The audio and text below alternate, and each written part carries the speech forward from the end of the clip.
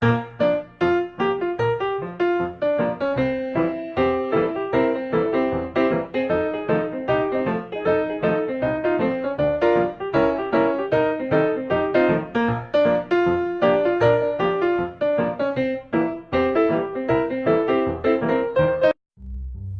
Aristocats. After a carriage ride around Paris, Madame and her beloved cats were finally home. "Berlioz," said Duchess to one of her kittens, "haven't you forgotten something, darling?" "Thank you, Miss Frou Frou, for letting me ride on your back," said Berlioz to the horse. Suddenly, the doorbell rang. It was Madame's good friend and attorney, Monsieur Georges Hautecourt. "I've asked you to come here on a very important legal matter," announced Madame. "I want to make my will." All the while, Edgar, the butler, had been eavesdropping on Madame's conversation. "I am leaving my fortune to my cats," Madame told George. "I want them to inherit first. Then, at the end of their lifespan, my entire estate will revert to Edgar." Edgar was appalled. "Those cats have to go," he declared. Duchess watched over her kittens as they practiced their lessons. She wanted them to grow up to be sophisticated cats. Toulouse dipped his paw into some red paint and painted a face. "It's Edgar," giggled Marie.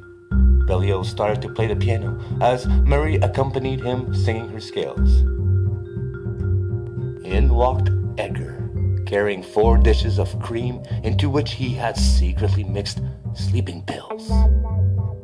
"Sleep well," he said, laying the dishes down for the cats. "I mean, eat well, of course." When the cats had finished their meal, they fell sound asleep.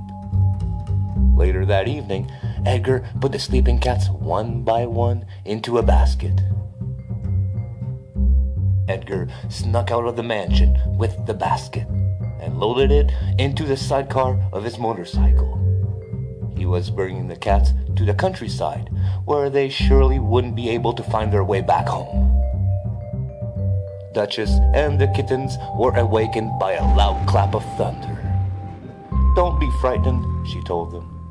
The kittens snuggled in close to their mother. They weren't used to being left outside in the pouring rain.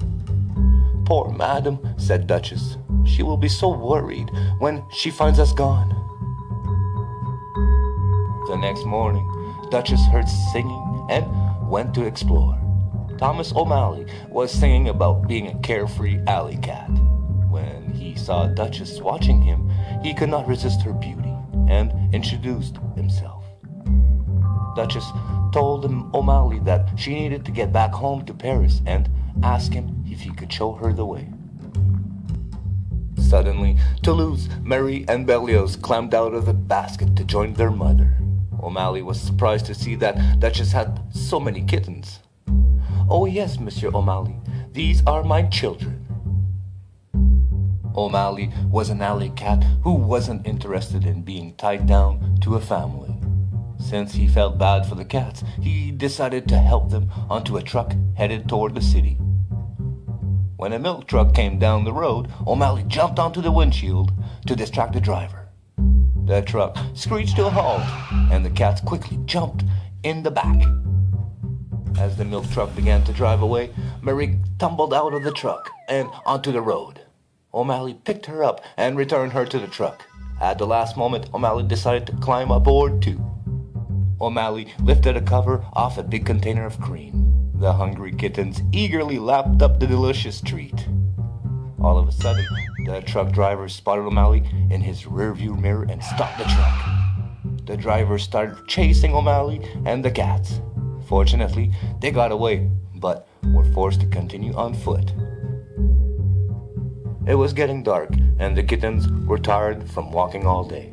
O'Malley brought the family to his penthouse pad to get a good night's rest.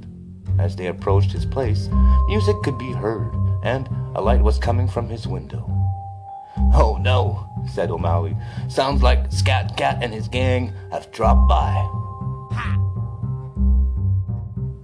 O'Malley and Duchess enjoyed dancing together to Scat Cat and the Gang's swinging music. Toulouse, Murray, and Berlioz joined in on the fun too. Duchess and O'Malley shared a romantic evening together on a rooftop overlooking Paris. O'Malley asked Duchess if she and the kittens would like to live with him, but Duchess sadly refused. She could never leave her mistress. The next day, Duchess and the kittens returned home to the mansion. O'Malley was impressed by the classy neighborhood. "Hooray!" cried Berlioz. "We're home!" The kittens ran to the front door, but it was locked. They started meowing to be let in.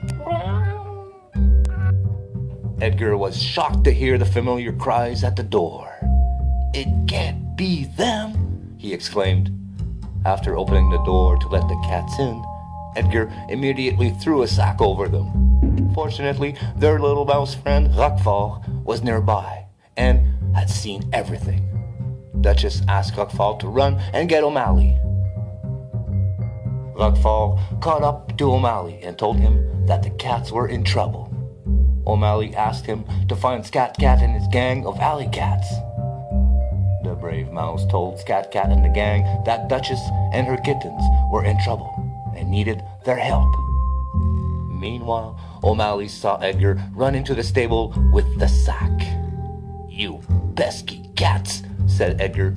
"The baggage truck will be here any minute." Edgar put the sack into a trunk. He was going to ship the cats halfway across the world so they could never find their way back. O'Malley followed Edgar into the stables. Frou-Frou the horse helped O'Malley fight Edgar, but Edgar was too strong for them. They needed more help. All of a sudden, Scat Cat and the gang showed up. As Edgar kept busy trying to fight off the feisty felines, Roquefort worked to unlock the trunk. O'Malley quickly ran over to open it, releasing Duchess and the kittens. Using her hind legs, Frou-Frou kicked Edgar through the air and right into the trunk. Suddenly, a rumbling delivery truck arrived at the stables. Two men picked up the trunk and loaded it into the truck. It was being sent all the way to Timbuktu. "Say cheese," said Madame as she snapped a photo. She thought O'Malley made a handsome addition to the family. O'Malley was proud to be a new husband and father to Duchess and her kittens. Madame instructed George to remove Edgar from the will.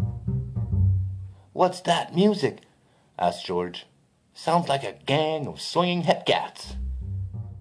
And that was exactly what they were.